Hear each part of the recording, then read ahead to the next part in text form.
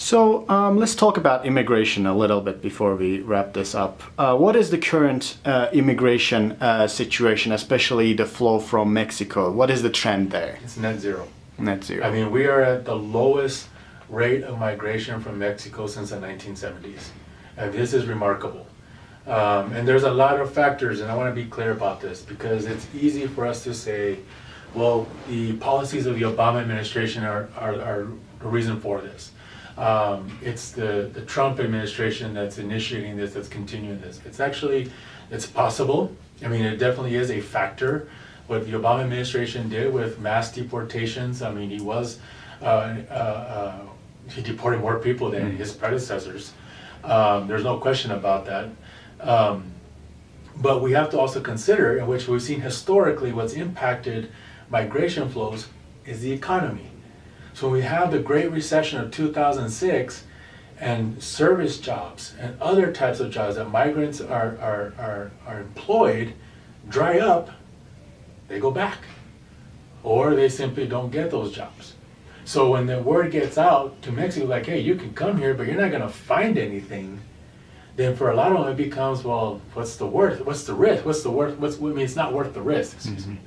So we have to consider all these other factors. And yes, the restrictedness of our border since 2001, since 9/11, also plays a role. The process to gain legal residency in the United States has become extremely, extremely difficult and long. I mean, you're looking anywhere between 12 to 15 years before you get a green card for somebody who's coming from Mexico. Now, if you're a skilled worker or if you're married to a U.S. citizen, obviously it's expedited, it's much shorter. But for the vast majority of migrants who are coming either from Mexico or through Mexico, they're mostly unskilled, or they're farm laborers, or they're in the service sections or whatever. They're going to have a much more difficult time and a much more costlier process to engage than they ever have before. That's going to impact a person's reason to come. And we also have to consider also what's happening in Mexico. When you look at migration, the basic formula we look at is push-pull. Now, obviously the pull here is jobs and maybe the quote-unquote American way of life and so forth. But the push is always going to be, there's nothing for me in my home country to support my family. That's really the core. Very few people say, you know what, screw my family, I want to go and move to the United States. Very few people do that. They don't want to leave the comforts of what's familiar to them. Think about it. Nobody just says, I want to go to a country, I don't speak the language, I don't know the culture, blah, blah, blah. Usually, few people do that.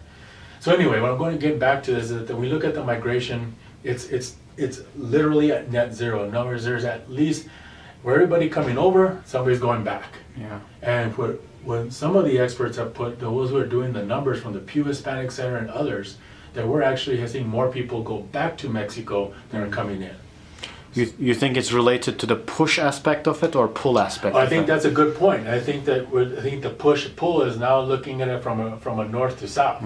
The push is that the Americans don't want immigrants here, or at least politically, the rhetoric is saying that. So there's a lot of animosity, there's a lot of tension. But then you also, I mean, yes, we've recovered to an extent from the recession of 2006, but not to the level it was before that. So the jobs aren't necessarily always are there. So, and we have to, and what I was going to say is that we have to think about what's happening in Mexico in the sense of their economy. There's growth in Mexico, especially in its urban centers. So there also may be this fact that, I might have a better chance of getting a job back home in Mexico than staying here while I'm living in San Francisco with 10 people in one bedroom apartment trying to make rent. So the remittance that they usually send back is becoming smaller and smaller because the cost of living here is becoming higher and higher, just for that basic fact.